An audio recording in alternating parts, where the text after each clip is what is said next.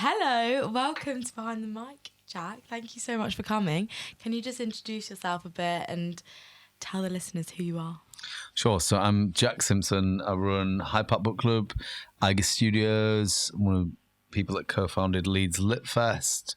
I just generally work on various cultural projects in the city and also do some teaching here in PCI and Polis. Thank you, that's great. So before we get on to book club and everything that you're doing at the moment, let's talk about how you got there. Did you grow up in Leeds? Where are you from? Did you grow up in a musical household? How do you think you got to sort of doing music now? Working in music? Sure. So I did grow up in Leeds, and I left, and around the time we started the book club, I was actually living in London, and kind of only accidentally came back really, and it was because of the book club. Yeah. But I grew up in a house where people were really into music, but I don't think it wasn't a house where people were earning a living in music or anything like that. People listen to music, and then I was always doing kind of pretty well at school until it's about 15, 16, and I got really into bands. I wanted to be in a band and couldn't imagine anything being better than being in a band. Yeah. And that kind of led me to really just becoming a bit overly into being in a band, and I kind of messed my A-levels up actually, and life for a little bit. Yeah. And so when I actually started to become a bit more kind of functioning, this was my late teens, early 20s. Functioning.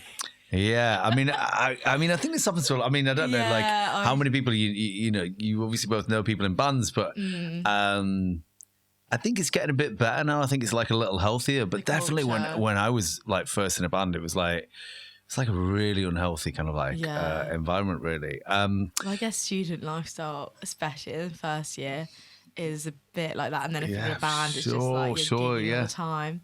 Yeah, I can only imagine. Yeah, and so then basically when I was about 21, I started a little magazine with a friend that the aim of which was to bring together the kind of whole of the music scene in Leeds. And there were a couple of other resources, but we were one of the main resources. And and then I just started to kind of put gigs on and club nights and earn a living from doing that, really. Always struggled to earn a living from playing music. Yeah. But facilitating other people doing things was a bit easier. Works out easier. Yeah. What was your band called? I was in a few, but I guess the band that we did little tours, and we were in the Enemy, and that was a band called Rivers. Yeah. Would you ever get back together? One band I'm in called Invisible Hands never formally split up, but I think it was kind of just me and whoever I was playing with. So I don't know if it can split up. Can you split up from yourself? Do solo artists ever split up? No. They just stopped playing, right? Maybe just you. Maybe a reunion. Is on the card. Of me. Yeah. Just every day is just a reunion. Are you a guitarist? Yeah, I play guitar and sing. So I started off as a singer, really. You should have brought your guitar. I should have brought my guitar. I should have done the whole thing in melodies. Really, I started off writing words when I was I don't know, really young. And then I think when I saw bands, and I think this is a kind of interesting thing from around gender norms, because I went to a school that was it was fine, but it wasn't in a great part of Leeds, and I think growing up and watching people in bands and being reasonably sensitive and creative, I think being in a band was probably a way that I saw that as a guy you could. You could be expressive and you could be creative in a way that was still kind of socially accepted. Yeah, I also did theatre and things like that, but it certainly didn't feel as cool me doing theatre at my school than being in a band. Being the lead singer in a band. Yeah, exactly. Yeah. I can understand that. It's a shame though, isn't it? I don't know if that's changing much.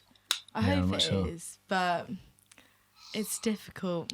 I think some stuff is definitely changing. I mean, it's always hard, really, in that I guess I just hang out now with really nice people. And so, yeah, for me, it feels like now, like, I maybe wouldn't have to kind of like conform to certain kind of like gender norms, but whether that's the kind of groups that I'm around, I don't know. In school, comprehensives, I don't know how much different it is now. I don't know. I just don't know.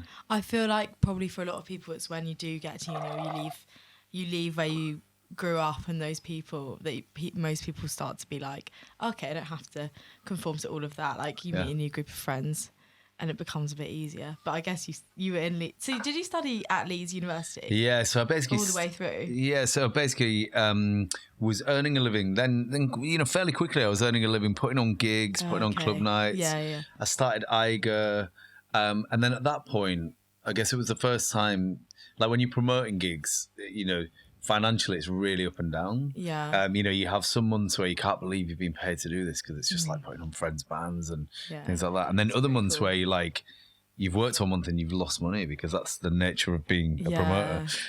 But once I started the studio at Eiger, I started like really steadily earning a living. And then I just got into like philosophy and politics. So I came here to do an undergrad in philosophy and politics. Oh, okay, yeah, I do remember you saying that. And that's sort of, I don't want to get onto the book club yet, but that is sort of your vision behind book club, isn't it? Like that it's quite like the ethos of it. Yeah, I think what happened was I was like really in a very kind of like guitar-y indie scene. And, like I loved that, but it was super hedonistic.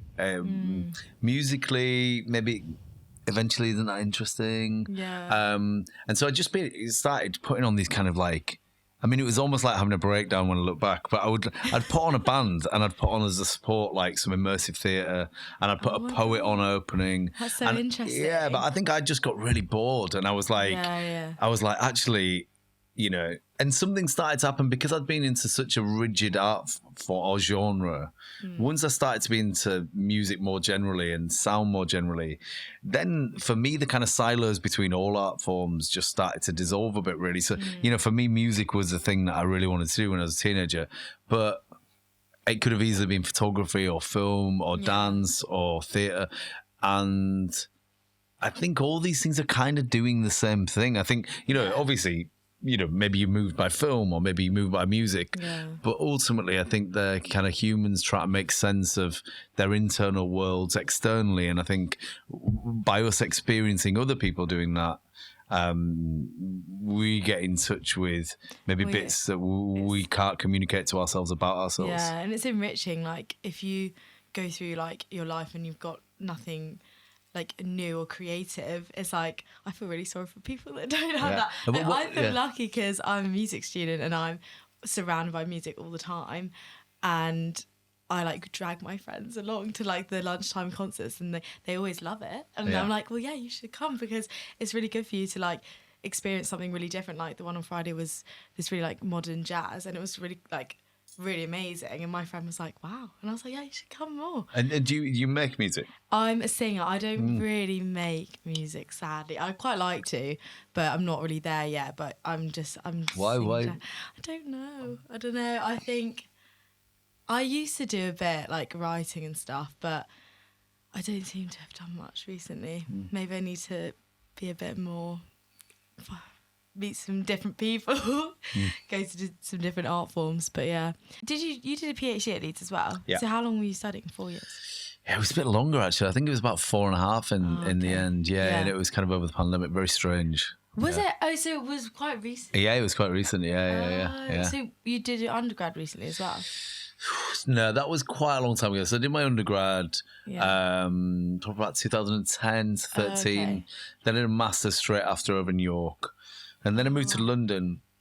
And I mean, to be honest, so I did philosophy and politics my undergrad. I did PPE as master's. And really, I think having spent so much time in this world of just kind of like slightly messy music world that's very, I guess,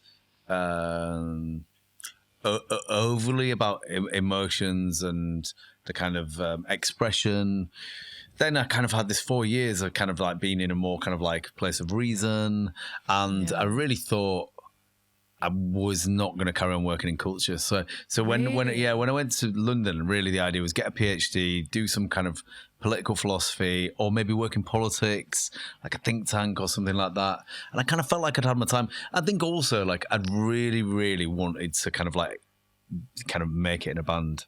So like for me, the kind of I don't know, like once that wasn't going to happen, like all this other stuff, like being a promoter, was to facilitate being in a band. Yeah. And then it happened that I was like, now I'm earning a living, and I guess you even meet people and they see you as a promoter rather than a musician. Yeah. But actually, I guess for a few years I kind of struggled to really want to be back in music. I mean, I still sometimes find it a little hard in that, I don't know, like friends who've never worked in music or never been in music, I just like go to way more gigs than me. And I think part of it's difficult for me because like that's kind of what I wanted to do, right? Yeah. And so I guess it's like when people... Bit of a dream. Yeah, and I guess it's like when people want to be like a footballer, like you can see how they would have a conflicted relationship afterwards with just being a football fan, because they're like, I actually wanted to do that. Me, yeah. I think it's really hard, like anyone who studies like music or art or film or whatever, it's like, it's quite conflicting. And when I was deciding to study music at uni, you get a lot of people, I don't know if you had this as well, but you get a lot of people being like, don't, like, you're going to hate it. You're going to leave uni and hate it because, you know, it's what you love the most. And it's like making it into your degree and your everyday and your job. It's like, is it going to take away from like me loving it? Which I did a year at the conservatoire and I did find it there. Like I was just like, oh, I'm done. And I was actually going to study philosophy here because I'm really interested in philosophy. But and I was like, nah, just give it a go, give it one more go. And now like I actually love it, but it's because it's such a better community here. Like that's what I found personally. And like I've met so many great people and like that are really inspiring me. But like I think unless you're in that environment where it's really positive, like it's so easy to then like hate. Yeah, I think as well your relationship changes, right? Yeah. So once I was earning a living from music, then I was listening to bands that emailed me, and I was like, is this you know, I'm listening for, are people going to come along to this event and all these kind of things. And I was just so different to when I was 15, 16 and the immediacy of being hit by a song. Yeah. And then I think you've kind of got two choices, really. A lot of friends went into it a little bit and were like, I'm going to keep that just as a hobby. And then for me, I kind of came out the other side, really, where probably for a year or so when I was about like 27, I did have like a really odd I'd put so much pressure on kind of like a band being successful, and then on a night it was like I'm listening to bands from other cities, but it's a kind of commercial thing, like how, you know, are these gonna, you know, so it did warp my relationship with it. But for me, ultimately, I guess doing work that you feel has purpose. So some people I think are like, I'm going to go do a day job that I don't care about, and on a night I'm going to be in a choir, or, you know, I'm going to preserve this kind of the purity of it. Yeah. And for me, I think I always had this feeling also that I want my work to be really full of purpose. And so I couldn't really imagine, I mean, you know, the only other thing I think would be doing something overtly political, but for me, you know, doing the book club and doing the Lit Fest, they are kind of political acts, really. They're like, it's about kind of like providing space for other people, right? Yeah. It's, music can be so political and like, yeah, I completely understand. I feel like that's two quite difficult paths to go down, like either be like really involved in politics or try and do it make it in the music industry. But I guess it's worked out sort of both ways. I actually kind of like, I had a really like, in the middle of the pandemic, I had like this terrible hangover and I had like one of the strongest coffees that I've ever had. Oh, no. And I went for a walk and I had this almost like a eureka moment. I mean, I don't know if you have this when you, like, some of my best thoughts come when I'm hungover. Yeah. I'm like, I'm like, yeah, that just kind of makes sense. And one of them was really thinking about, I guess, art and politics, and thinking, you know, I guess I'm always like, you know, am I more into kind of like, you know, am I into like art because it's some kind of political thing, or am I into art for its own sake? And I actually think that art and politics are kind of the same, to some extent the same thing. Like, humans are trying to reorder the world, and whether that's with sound or with image or a healthcare system, we're trying to reorder the world to make it just like feel a bit better to be in for us and other people. So make sense. So I'm like, you know what? I'm like, for ages I was like, what? I was gonna say you're like a politician. Yeah, right. Yeah. So I was like, for ages I was trying to kind of work out, like how do these things fit together, and I don't know. So so you set up Iger Studios when you were how old? I think it was about like 27, 28. Oh, okay. Yeah. How did you set it up? So at the time I was putting on gigs and club nights and really just because I was chatting to lots of people, I just had basically everybody who played music pretty much on my phone, like I had their number. Yeah. And in Leeds. Yeah. I mean, that would be insane, especially with the kind of phone that you can get in 2007. Yeah. I mean, like it could probably only hold like. You broke it. Yeah, and a friend built the studio, and there's a band called The Music at the time who were like, the guy now, the singer, has written probably a couple of big pop songs that you've heard. He also sometimes plays in Kasabian.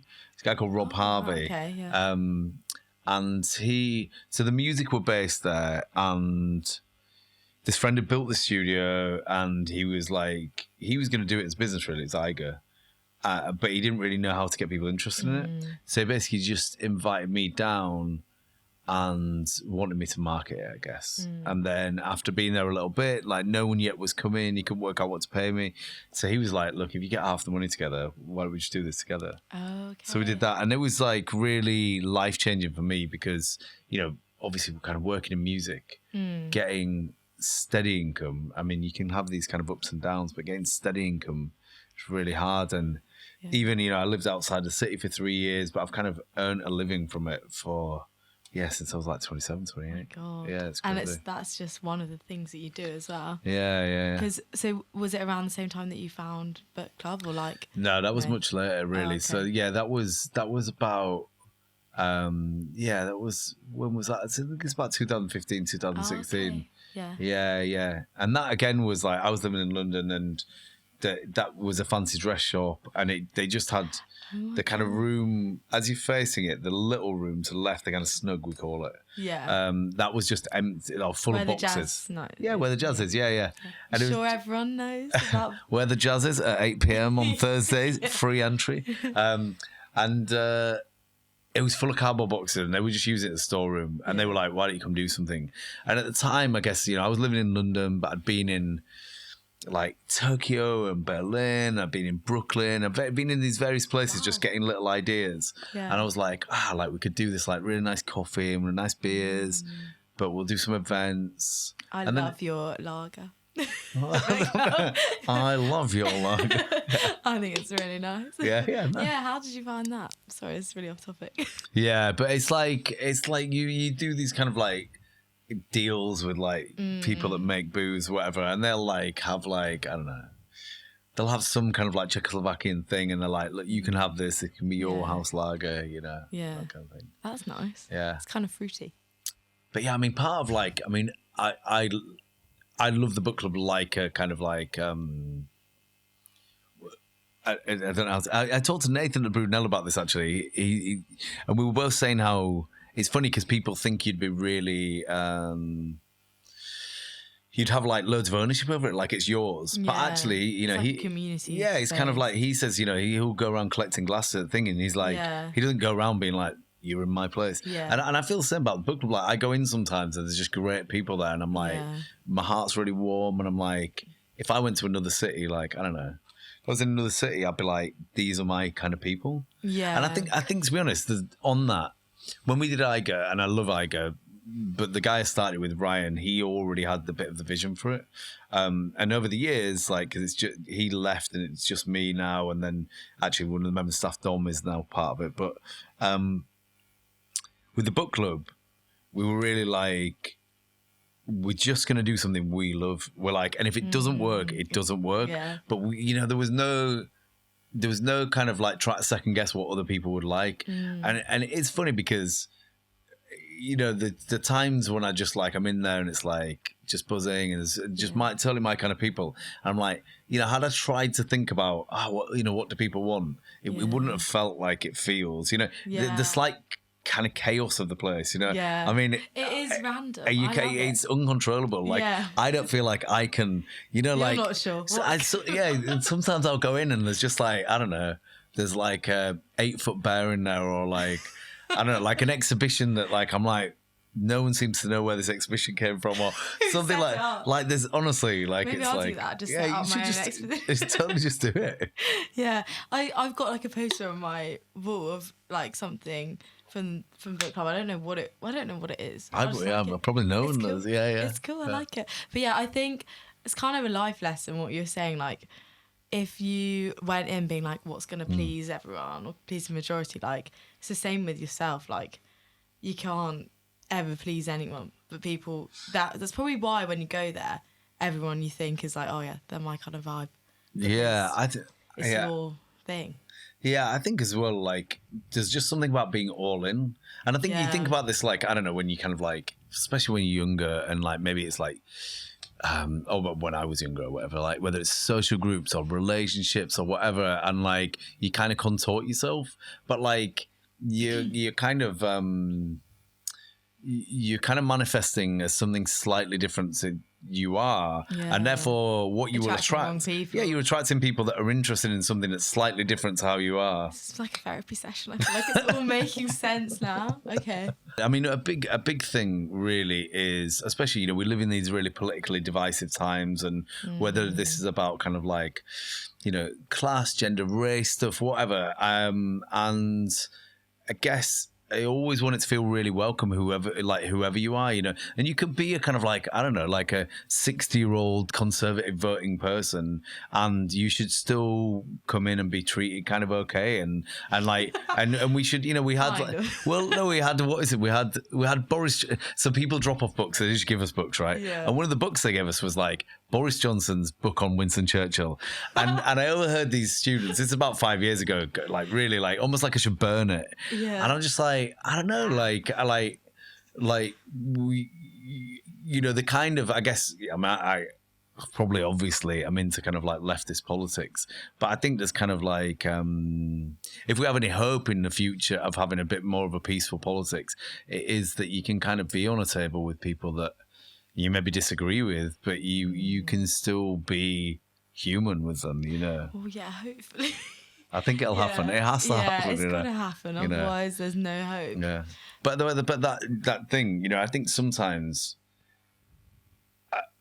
a sense that I get, especially in the arts, you know, I grew up in like very kind of like well-meaning kind of like lefty arts culture, where like aesthetics were quite often. I don't know, people make kind of like crap posters for stuff, but they're like, oh, it's kind of fine because like this is kind of like well-meaning or whatever.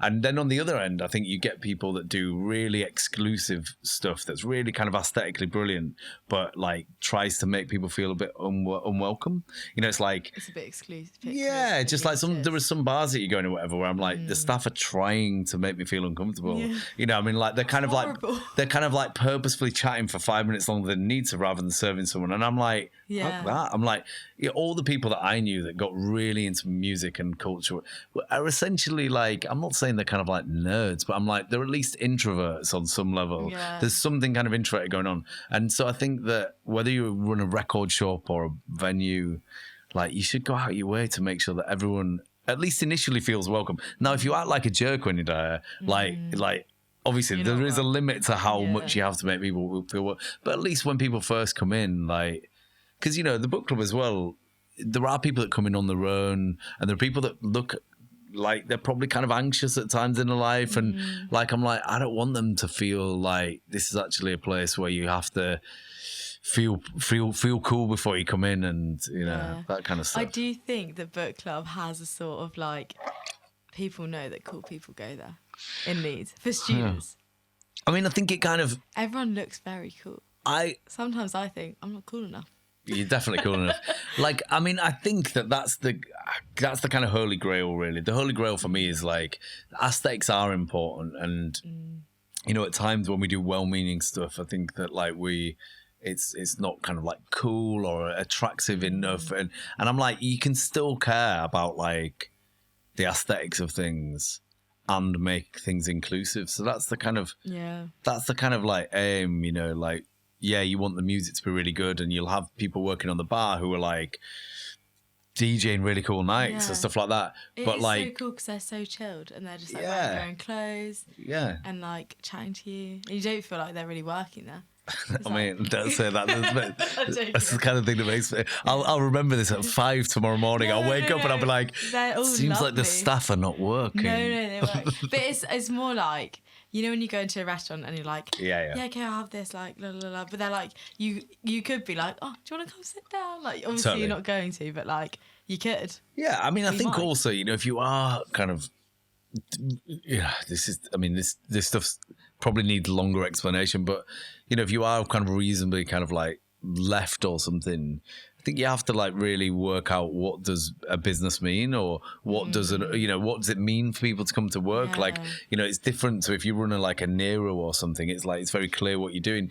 But I think if you run something like the book club or the Brunel or Wharf, like it's like, how do you maintain even things to do with the hierarchies like we have at the book club, that like even you're 18 and you've started working here, you've been here 2 weeks, if you disagree with me, like you are you're encouraged to say it, because you know, it's like either we are real about being egalitarian, like or we're kind of not really. So and it's not always perfect, obviously, like, you know, no organization is, but I think that sense that you get that when people are there, they are just being themselves.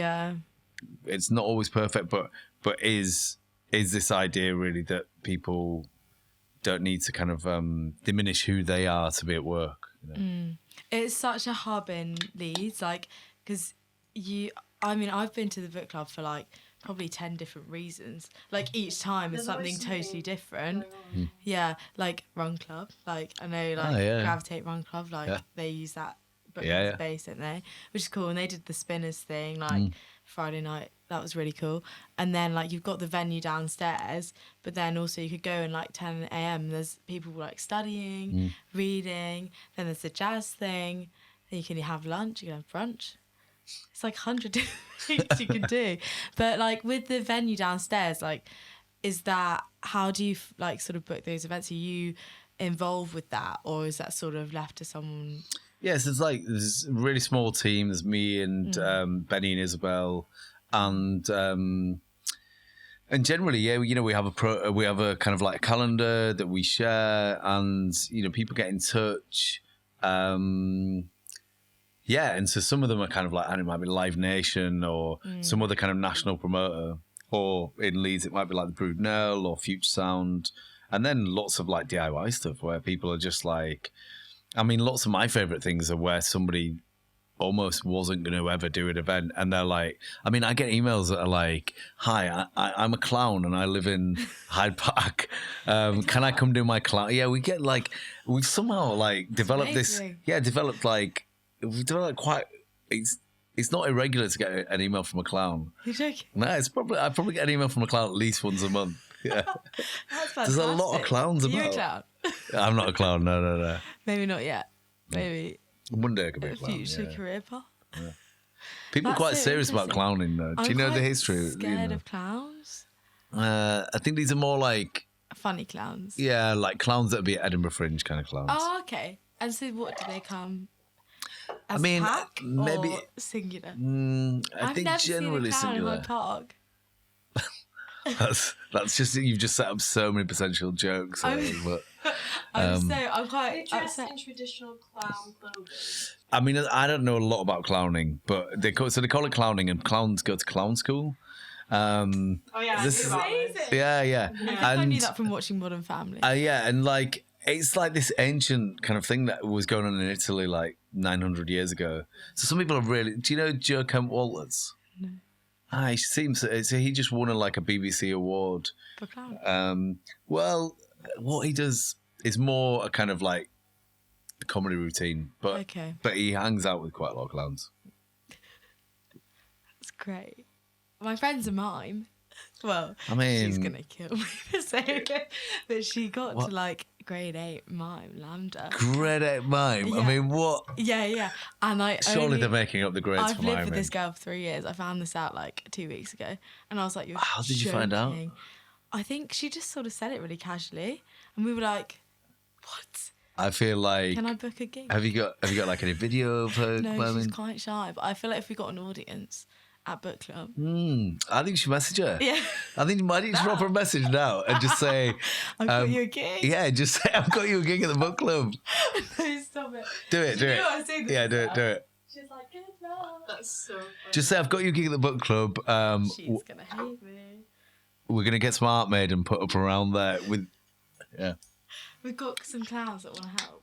Yeah, there'll be. How many clowns do you know? I'd have to search clown on Gmail, but I think there's one called I think he's called either Mr. Chunky or Mr. Chunkers that emailed me. An American clown. What's the demographic? No, this guy's an American clown that wants to come over. From America? Oh my god. Yeah. That's so cool. Yeah. Also, have you got a good photo of her? Just said, don't worry, I've sent them a photo for the artwork. Posters are going up next week. This is live on pod. Posters are going up next week. Okay. We also, I mean, you could, if you wanted to, you can get posters on those, the street sites around Leeds. Yeah. And there's my some God. all around Hyde Park. This poor girl. This is so funny. I've sent a good photo. So wait, when you have clowns come to book club, where do they go? And what do they do? I mean, I guess they just do kind of like shows, really. Do they go in the basement? Yeah, they go in the basement. I mean, we have quite a lot of comedy now. Yeah, and comedy's like a really interesting industry as well, because you get people that have been on like 8 out of 10 Cats or some kind of like big. Oh, that's like, so cool. But you think about the equivalent of that in music would probably be, I don't know, playing the arena or something. And it's interesting that the kind of comedy network, I think it's maybe the history of comedy clubs as well, that people, there's something like that, almost like New Yorky kind of thing, so yeah. Are you vegetarian? I'm vegetarian, yeah. And is that why book club is vegetarian? Yeah, I think, we talked about it in the early days, and the first couple of years as well, we actually, it was losing money. Like the first 2 years, like it was, we didn't really know what we were doing. Like any business, though. Yeah, like any business run by idiots. Like I was saying to somebody the other day, run by clowns. I was saying to somebody the other day actually that it was only about an hour before we opened on the first day, and me and Chris that I started it with were like, how much do people even charge for coffee? We were just like, I don't know. I mean, really not from the school of like serious business hospitality. But what were we saying before? How did we get onto this? I don't know. I'm lost. When sausage why rolls. Are you vegetarian? Not why are you? Like, just got to have a massive argument about it. So when we opened, he's vegetarian, I'm vegetarian. Yeah. And we'd not really even discussed it, but we just, I guess it seemed ridiculous to be vegetarians who wouldn't eat meat themselves, but would be running a business that was selling it now. Yeah. Has the prices gone up? Am I allowed to ask that? For coffees? Yeah, I think like everywhere. I mean, everything is like crazy, right? Like as in like, across the whole of hospitality. I mean, it's, I guess the thought is, and I speak to kind of like people your age, and the thought is, well, like you are all potentially now going to do jobs where you get like, I don't know, 12 quid an hour, like pretty much. Whereas, if you work in, say, hospitality, whereas only 6 or 7 years ago, those jobs would have been like 7 quid an hour. Yeah. So people have probably got more to pay for coffee. Yeah. But yeah, I mean, everything has gone up. I mean, this last 3 or 4 years has just been, it's so much more expensive to run things now. I mean, you've seen, Sheaf Street, like various places are just closing really. So yes, I know. Yeah, a lot Prism, of venues the coolest club in Leeds. Is Prism. gutted. What happened there? What? Been there What is going on in that space? Because that's an incredible Huge. space. It's quite scary. Did you own a club or run? Did you do like? I did club nights. Club nights. What did that entail? So when I was putting on gigs, I guess I was always not necessarily try to subvert it, but do something that interested me. So quite often I'd put on like bands, and the headliner would go on about 12, and then it'd be DJs to like 2 or 3. So cool. Yeah, and so it was kind of mixing up DJs with live music. A bit similar, I guess, in spirit, but not sound, to the more recent kind of We Out Here kind of vibe of like actually there's DJs and bands are I don't know, as one really. Yeah, that is really cool. I've not been to like many things recently where it is all like there's different things going on, which that would actually be really cool. People have got to buy into the whole thing that they're coming to essentially club night with live music or something like that. Yeah, I feel like I don't know. I think I've been to Hi-Fi and they've had a DJ and someone on sax and a singer. I think that's the coolest thing ever. Yeah. Like I think that's great. Like because you get live music and you get a DJ. It's got a bit of everything. Yeah. I think it's so crazy for like your age group really, because when I was starting to play in a band, I guess a lot of bands were getting signed, and so people thought. I mean, I've got friends who like bought houses from like songs that they wrote when they were like 22, right? It's like it was still, Holding out hope. Well, bands like, I don't know, Pigeon Detectives or The Music or stuff like that. I mean, like bands were selling, I don't know, 500,000 records and it was kind of physical stuff, so they're getting paid. Yeah. And I think that's really changed. And I think there's like a bunch of things going on.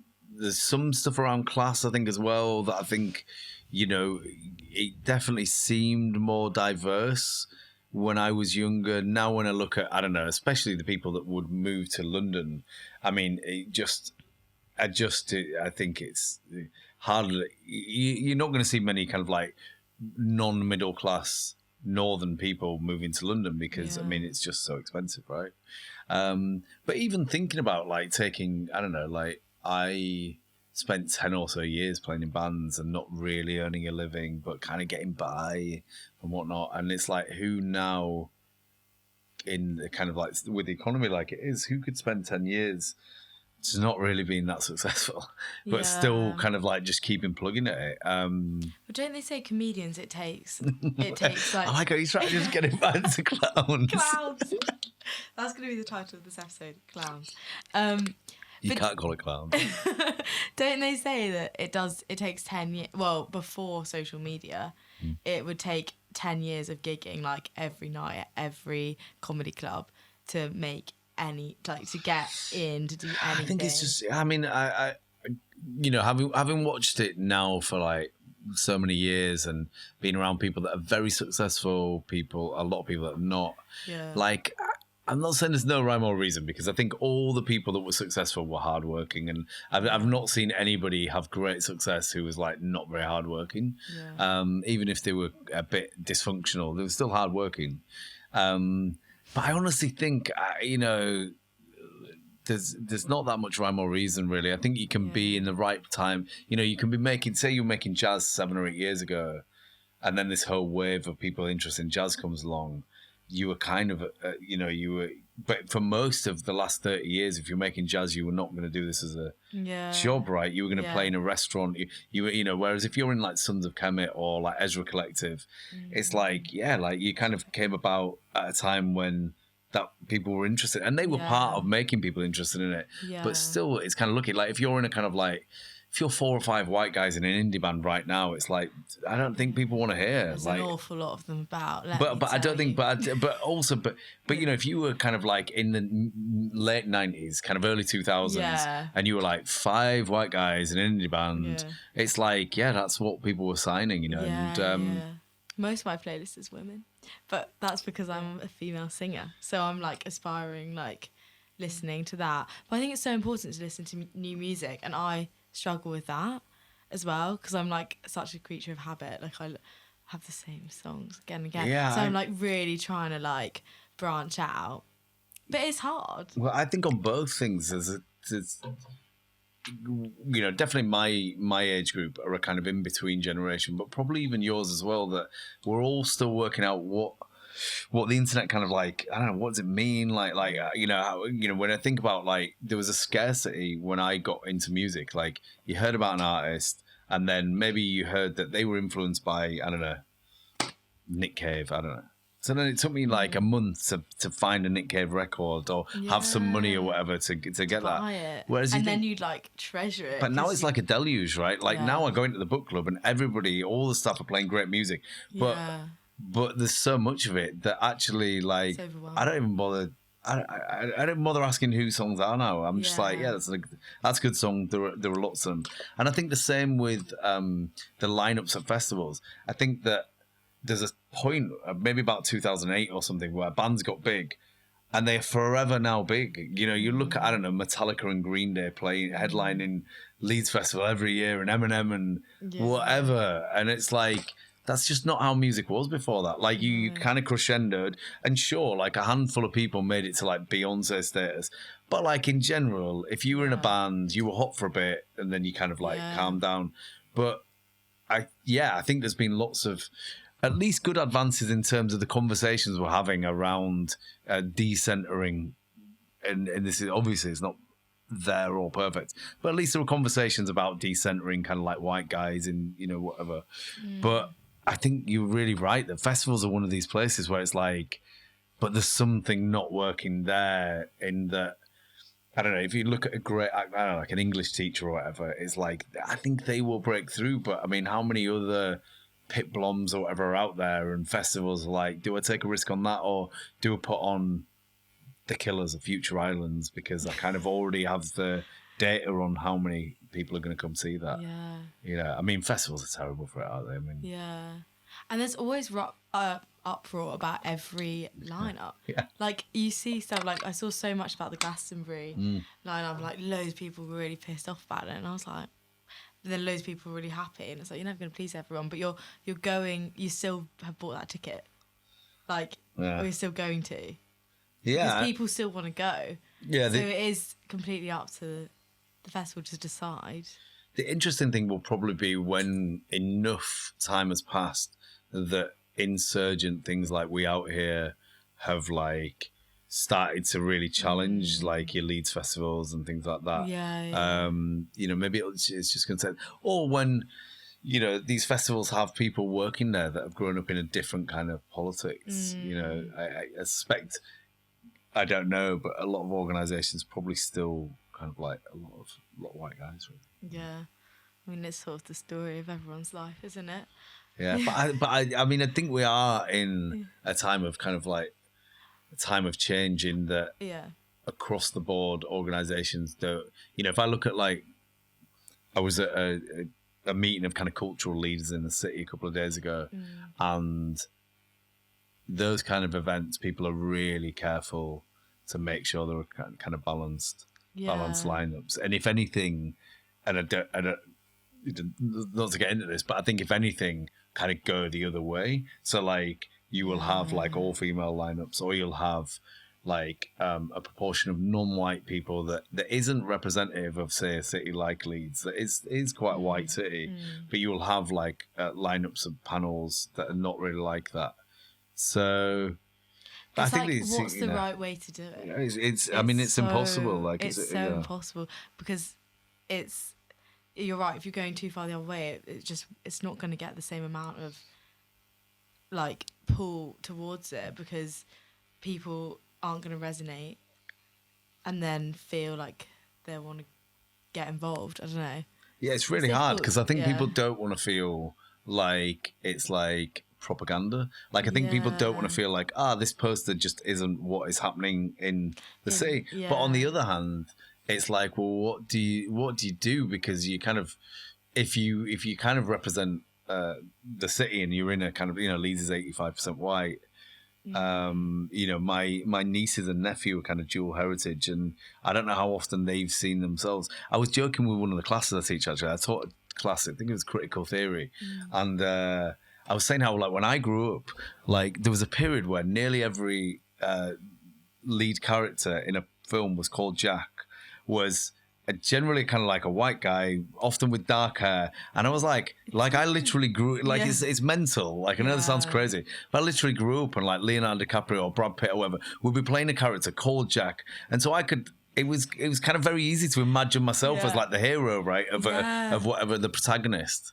So, I mean, I hear you, and I don't want to be kind of spoon-fed for something that feels unreal. And then at the same time, I also get that, you know, for a period, it probably, the pendulum has to swing probably too far the other way to do some kind of repair, and then That's like the whole. That's with everything. Like with every like issue, it's like how far do you have to swing it? It's gonna piss off everyone who it's favorite. Well, no, it's not.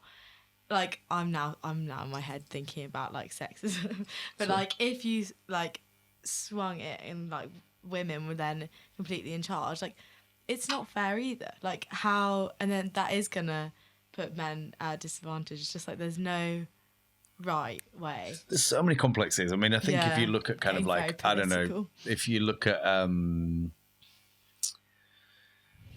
mean, I think some of the problems you see probably in like a Trumpy Brexit-y world is because there are very simple messages going out there about like who are the winners. And I think if you were in a kind of like a white working class area, like I think people are like, oh, I don't feel like I'm the kind of winner. Yeah. And at the same time, there are kind of invisible advantages that you have. You know, I mean, you know, however much I might feel like, yeah, there've been points of struggle, and you know, I've had whatever, you've had mental health stuff, whatever. Still, if I'd not been white, that would have still been harder still. So, but I agree with you. I mean, how do you get these things right? You know, I think so long as people that have opportunities and privilege are acknowledging that and are creating space for others, like that's something. And you know, I guess that's something we all can. Do you feel like Leeds is a city where there is space for everyone? Like, how do you feel the music scene? That's a great question. Do I feel like that? I feel like in many ways Leeds is pretty welcoming, and like when I think about, I don't know, the people that I know that are like Leedsy people, or the people that have kind of settled here, I think, you know, when I have friends or that have kind of come up from London, people are like, oh my God, like, you know, I don't know, like the person in the shop was just up for a chat, and you know, I don't know, somebody did something kind of for free that in London they definitely would have wanted money to do, or you know, people say thanks on the bus, and so I think all that is true. I think that, I mean, one thing I think is that like racially it's not as integrated as it could be. I certainly think when you're in London, you know, or Lisbon, you feel like areas are more integrated. And you know, I've only lived in London for a couple of years, so it's not like I know them anywhere near as much. I think the other thing is like Leeds could just be a bit more kind of ambitious and a bit bolder, and I think being kind of diverse helps you do that, because I think, you know, if you've got the same kinds of people that have led to a situation where the city isn't as ambitious as it could be, having other people come along that are quite like them probably isn't going to change that up. Whereas, you know, I don't know. And they're naturally going to want to work with them. Because, like, we've got similar view, like, we like the same it's not threatening, and, you know, whereas I think, you know, this period that we're in, it's like super political, you know, I mean, I think Leeds being more diversely kind of integrated could be really helpful for Leeds, just being a better city, really. Yeah. You know, I mean, and churning out better music. Or what do you think of the music that has been created in Leeds? Has it changed, like, in your opinion, because you've been here, like, for a while, how much has it changed? I mean, it just changes all the time, right? Yeah. I mean, I think that it probably comes back around. Yeah, I think that any city has interesting people, has young people, and people are always trying to kind of express themselves. I think that the kind of guitar-y scene, like Leeds are really heavily kind of like, it was just all guitars when I was younger, but it was really vibrant, and it was amazing, really. And you know, like a real kind of wealth of people that knew each other and spent all day on forums chatting to each other. But, you know, then there's been kind of like really interesting dance music scenes that have come out of the city. I think that jazz, like a few years ago, was really, really interesting in that it was very hard to pin down what was going on. Yeah. I think the pandemic was probably a bit just destructive to that. I think I think having like a year and a half where, you know, the music scene was so hot at that point, having a year and a half where people are not around each other, some people have had to go back to their parents and other parts of the country, I think was really difficult for it. So I think we're probably at a point now where don't know, all creative scenes have a kind of like a cycle, and I think we're at a kind of death kind of point where winter sounds a bit easier than death, right? I think we're at a point It's where there's kind of green shoots of like the thing that will come next, and I think that's a really exciting that's so period. interesting. It's an exciting period for things to be in. Do you feel like you can sort of predict it? Because Yeah, I think you can feel it. Yeah, I think I mean, a bit like, I don't know, maybe you've got a friend who like goes on certain cycles or whatever, like you can kind of okay, you know what's coming. yeah, you just like okay, like there's this period where I actually think right now there's some exciting stuff, but this is not as exciting as a city can get. I don't think. So I think there's things to come in Leeds. Yeah, because there'll be people your age that will be like, it'd be better if there was a night that like did X or Y. Yeah. And then suddenly those things had a start DJ to like, and a live sax and a live singer. yeah, these things start to kind of Let's do it. compound, and you're like, now there's a new whatever, like sculpture scene or whatever. There'll be something kind of like happen. So I think Leeds is great, and there's lots of stuff going on, and you know, especially that jazz scene has matured now. So a lot of those are like late 20s, and they're starting. Jasmine Myra and Fergus Quill are doing really good stuff around the country, but they're kind of starting to be national musicians now. They're not like when they were like tour. They're leaving like the community. Yeah, when they were like 23, 24, they were gigging every night in Leeds, and that was part of what made the kind of blood of the city feel a certain way. It's interesting because so when you were in London, did you miss the community in Leeds, or like were you kind of relieved to be back in Leeds? Yeah, or how did you find it? To be honest, I'd spent so long in Leeds and so long in the music scene that when I left to live in York for a year and then London, I was just glad to be out of it, really. Yeah. And I think as well, like, I love scenes of about this size. Like, I've worked in venues about the size of the book club, like, since I was your age. And I love them, but they're, like, so intense in terms of just the kind of social information that you have. You know that person's now playing in that person's band, and they've got this artist doing their artwork, and that's kind of interesting. And that person has actually fallen out with their band, and they've started a new night that's completely different genre, and your mind becomes filled with all this, and that's what makes you good, right? Because you actually care. You're like, I'm sat there on a night thinking, I wonder if they're like, it seems that all the kids that were on the jazz course at the conservatoire are now DJs. That's kind of interesting. Like, what's going to happen there? Are they leaving a gap that's going to get filled by something? But when I left Leeds, I just stopped caring. And for a while, it was kind of nice. And I think as well, local scenes have a lot of benefit, and they're really good, and you feel really rooted. You get your coffee from the same place, and there's a fruit shop that, I don't know, whatever, and people go to Kirkgate Market or whatever. Yeah. But it's nice also to be in a city like London where you're just like, it is more cosmopolitan. Yeah. People are, doing something in LA at some point, and it kind of breaks you out of feeling like this is so important. Like, I think there were points in your life where the local is right that feels important. Because I've also got friends that, I don't know, they're living in other cities around the world, and they're totally disconnected from their local scenes. They work online for kind of remotely, and they're not really a part of any kind of local scene. And I think there's something sad about that. But I also think you can get kind of like your kind of horizon can be a bit diminished if you remain part of a local scene all the time. Yeah.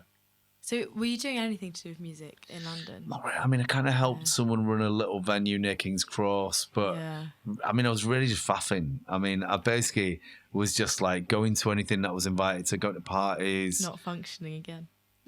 I was, it was like, I mean, just like, there's just so many interesting people to meet as well, I think, in London. So I was just kind of soaking the city up really, and looking PhD funding. And then obviously we started the place here. I still wasn't going to come back. Came back and then got PhD funding here. And then suddenly I was like all in on Leeds again. And it was like, and are you glad you are now? Yeah, I really am. I mean, I think I probably at some point would spend more time outside the city again, because I think you kind of, a bit like we were saying about the cycles, you kind of get to the point where, I don't know, Project House opens. I'm like, that's interesting. Like, something else happens. That's interesting. But but you also can get to the point where you're like, ah, cool, like 4 interesting things happened this year. Like maybe if I lived in like Lisbon or Lagos or for 6 months, I'd be like, every day I'm like, oh wow, Have that's. you spent a lot of time in Lisbon? I've just visited friends there, really, but I really like it. Have you been? I love Lisbon. It's my favourite city. It's a I've great only city, been right? once, but it's brilliant. Although I took like the shoes I'm wearing now, and it was really hot, and they've got no grip on it, and because it's so hilly and like slippery, it was just a nightmare. But it's such a cool city. No, I'm going in June.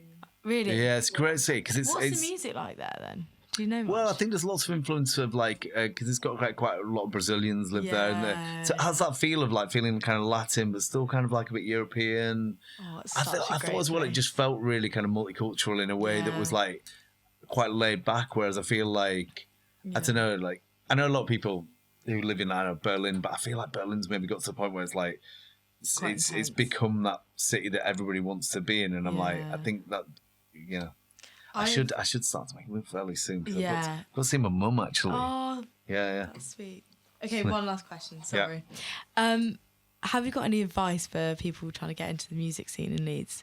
Like, say, if you're starting at uni. Sure, yeah. You want to get... I mean, I really would say, that if you contact people and, I've got somebody working full time for me at the moment, and she basically just sent me a cover letter that just showed she knew exactly what we were about. Really? She was like, I really want to work on X, Y, Z. Basically, this is the organisation I want to work with. And I think, quite often, like, people just want to be around other people that are really enthusiastic about the same things they are, right? And you can't do everything yourself, especially, you get to my age and, like, I know, like, I'm not out 6 nights a week like I used to be. So you kind of need a team around you that bring other bits.